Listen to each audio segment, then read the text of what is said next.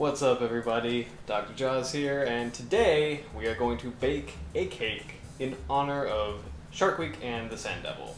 Before we get started, I just want to say thank you to the people I have met at SharkCon and the SharkCon event itself. That was incredible, and it was amazing to meet some of the fans, like Dr. Jaws fans. That was really cool. So thank you. I actually got this killer shirt from one of the vendors, Pirate John Sharks, who is a mutual fan of bull sharks and who happens to be a fan of the Bull Shark Compendium. This is a bull shark tooth, and I've never seen anything like this out there. It's really cool. You can get one of these at www.pyratejohnsharks.com. Pirate John Sharks. He's a local artist in the Tampa Bay area, and he loves bull sharks. So, but damn, this is the coolest thing. I love it. So anyway, I had an idea for a shark-themed cake, you know, just as a fun way to celebrate Shark Week, because I like baking things, and I like being creative. Sometimes it doesn't really go well, though. And I don't know what to think about this particular cake. So it's a cool idea and concept, and I will teach you how to do the concept, but in execution, I'll let you be the judge. There is a sand devil hidden in this cake. It's kind of hard to see on top of the camera, but like, a sand devil is a kind of angel shark. It's Squatina dumeril, and what I did was I made a white chocolate sand devil and hid it on top of the cake underneath a layer of sand of gold sugar. So it's probably going to be really tasty. The baking process was ridiculous, and as you can see, it's in a and it's overflowing over a 9-inch pan. That was my fault. So it's not a very pretty cake, but it is ecologically sound.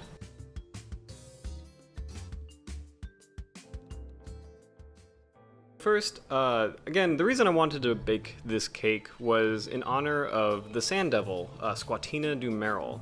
It's a shark that people don't really pay attention to too much. And actually, people on the American East Coast, they don't even realize we have an angel shark here, but we do. And ironically, it's called a sand devil. There really is not much known on this species. It's data deficient, IUCN data deficient. To me, that means it's a mysterious shark. We really don't have a lot of info on it. But what we do know is that angel sharks in other parts of the world, especially the Mediterranean Sea and the North Sea, they're not doing well. They're very, very sensitive to bottom trawling and any kind of disturbances to the seabed. And yeah, it's best to kind of be on the cautious side in terms of conserving this kind of shark. And the cool thing is, we sort of are in the United States. This is a prohibited species for recreational fishing, and I think for commercial fishing too. You're not allowed to take sand devils on your boat. Kind of on a fun side note, it has a really nasty reputation. That's why it's called a sand devil. When fishermen do accidentally catch these guys, it's kind of a pain because they like to bite. They have these very needly puppy teeth, and they have an attitude. And it's kind of funny. That's something I think that's a trend with angel sharks. There's a lot of videos on YouTube of them just kind of really freaking out at divers. And sometimes the divers deserve it. They'll try to disturb them, and the angel shark is like, nope, I am not taking any of this, and they'll go after them. But, it's kind of funny. Most sharks are scared of people, but angel sharks, I kind of get the impression that, you don't want to tick off any shark, but that shark especially, don't mess with it. They'll bite you. So, like all other angel sharks, sand devils are ambush predators. They like to hide in the sand, which was sort of the theme for the whole cake idea. And they'll wait on the seabed for a unsuspecting fish to come by, and then skabam! They will launch with those needly, grapply, awful teeth and swallow it. There's that famous horn shark video with a Pacific angel shark, but with sand devils, there's not a lot of video footage. I think I've only seen one video, period, on this shark. There's a lot of fake videos out there on sand devils. They are always misidentified. Nobody knows what a sand devil looks like. And there's a couple reasons why. Number one, people are bad with sharks. People are bad on the internet with sharks. They'll just slap the name of sand devil or Squatina dumeril on any angel shark they find, and it's not cool because people get confused. But number two, sand devils are very, very highly variable in their color pattern. So it's kind of tricky to pin down what it looks like. It can have light skin, it can have dark skin, it can have spots, it can lack spots, it can be a chocolate brown color. It's a highly variable shark. But one thing to kind of pay attention to is its distribution. It's the only kind of angel shark in the Atlantic coast of the United States. And in the opposite side of the pond, like with the classic angel shark, Squatina, there's a key difference in that Squatina has these kind of like weird wavy, ripply lines on its back. There's probably a better term for that. I don't really know what to call it. And sand devils don't have that. Sand devils are very like smooth color or have a uniform, like not uniform, but like pretty even coating of speckles. They don't have that wavy line pattern like the classic angel shark. Last fun fact about sand devils, that this is my favorite. Boy sand devils, male sand devils, will have little spines on their pectoral fins, like on the edge of it, and girl sand devils don't. Girl sand devils have very smooth pectoral fins. And I think that's adorable. It's kind of like, it's kind of like the equivalent of male humans having, beards and female humans usually not. I don't know. It's kind of a cool secondary sexual characteristic. I really love it. Yeah, I like that the girl sand devils are nice and smooth and the boy sand devils are a little bit prickly. It's kind of funny. So, anyway.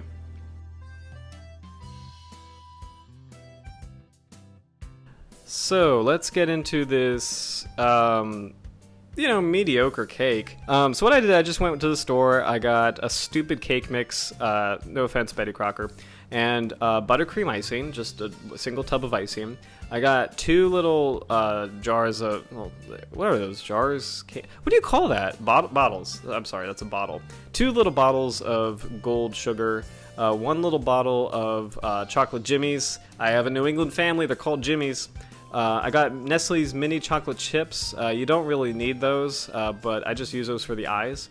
I got a baster, which is a horrible, horrible, horrible thing to use for white chocolate frosting. Or white chocolate, I just don't use a baster. That was a stupid idea. I'll explain later. I got toothpicks, which came in really handy. I got the food coloring and basic food coloring set, and thank goodness I did get all 4 colors. That actually will help you a lot. And then I got the white chocolate Ghirardelli. I love the Ghirardelli chocolate chips. I use that for baking all the time. A Sharpie and a tinfoil thing of tinfoil. You can probably make this cake on a variety of surfaces, but I decided to put it in a pan, 9-inch by 9-inch pan. I made an original concept drawing, completely ignoring the fact that I was going to put this in the pan, and so eventually I realized, oh no, I have to make a smaller sand devil drawing. So anyway, you can get a sand devil outline. Probably Florida Museum of Natural History has one, and if you look on the internet, it's okay if you use any kind of angel shark outline, because the differences are going to be so subtle that any kind of drawing should be okay. But yeah, what you're going to want to do is copy that outline and just take your Sharpie and Sharpie a sand devil outline on the tin foil. It's going to be very, very helpful as a guideline. Pay attention to the fact that the pectoral fins and the pelvic fins are very, very broad. It does look like an angel or like a monk kind of, that's used to, that's why they used to be called like monkfish. The fins are scientifically accurate, like the 2 dorsal fins and the caudal fin. Sand devils are really weird in that the lower lobe of the caudal fin is larger than the upper lobe. So that's completely accurate right there. It looks a little funky, but that's actually an accurate caudal fin. And, I drew the 2 dorsal fins, but obviously they're so small that it's not going to show up well when you actually design the shark, but oh well. So what you're going to want to do is set up a double boiler. If you don't know what that is, it just is put all your white chocolate chips in a bowl and put that bowl on top of like a saucepan and just boil water in the saucepan. You never want to melt chocolate chips directly. I forget why, but it's like they burn or something like that. You always want to set it up so that you're boiling water, like you're boiling this like independent sauce. Is that a saucepan? That's a pan. That's a pot. That's a pan. It's a deep cylindrical thing with a handle.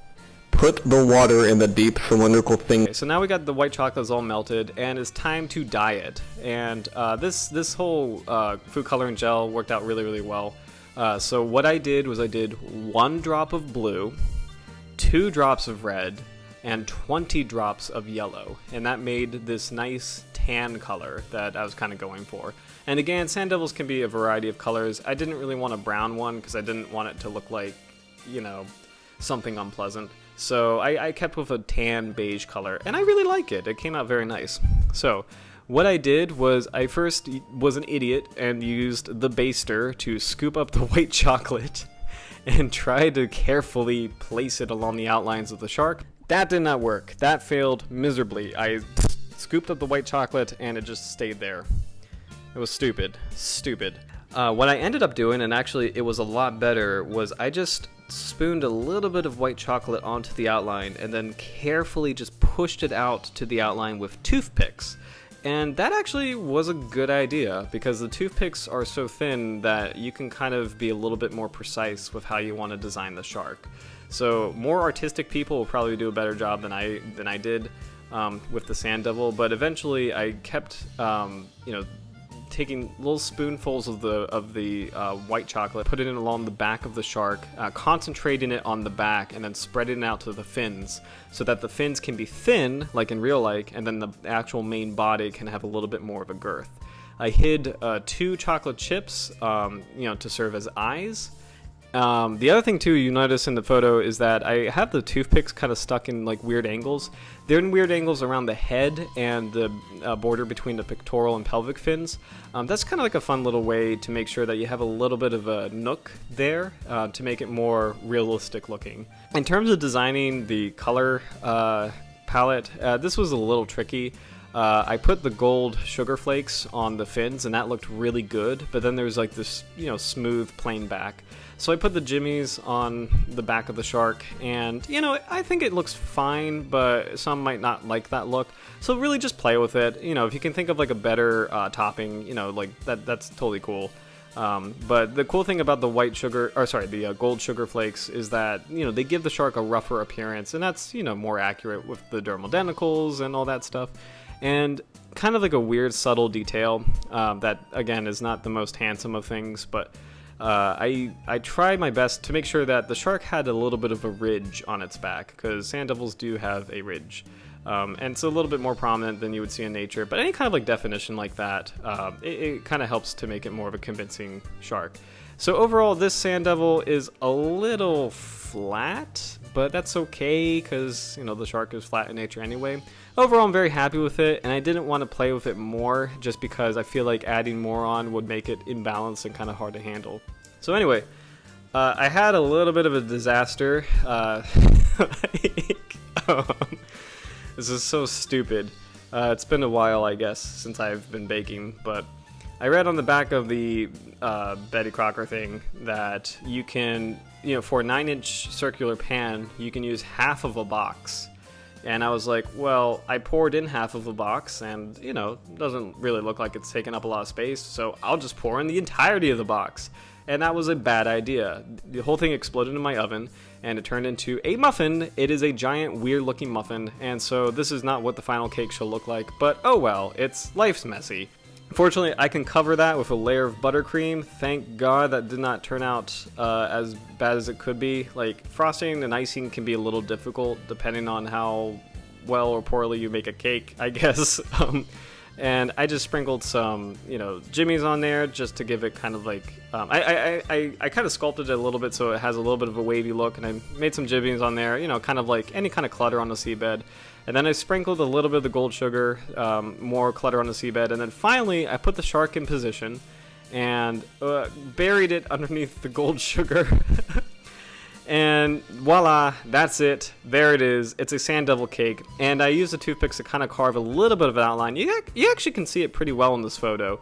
From a certain angle, it actually looks I think, really nice as a scientifically accurate Sand Devil Squatina dumeril cake, and maybe the world's only Sand Devil Squatina dumeril cake. But I definitely would love to be outmatched in terms of this baking challenge, because there's so many ways that you could probably make it look a lot prettier than what I did. But it was fun, it was creative, and it was in celebration of a species that deserves more attention, so there we go.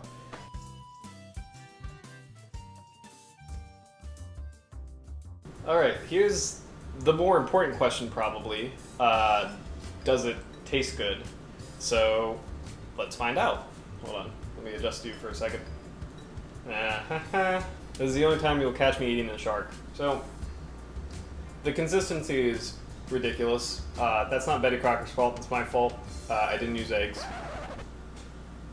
But anyway, I looked up like a substitute for eggs. It wasn't really a vegan thing, it was more of I forgot thing. So, again, I'm usually a very careful, methodical person. I mean, you can't, but I guess with shark science, not so much with food. Alright, but here we go. We've got like a little bit of a nice thing with the frosting, and let's get some of the white chocolate here. Like, the white chocolate looks like it's peanut butter, but it's not, it's chocolate. I'm so sorry, this is such an ugly cake. There we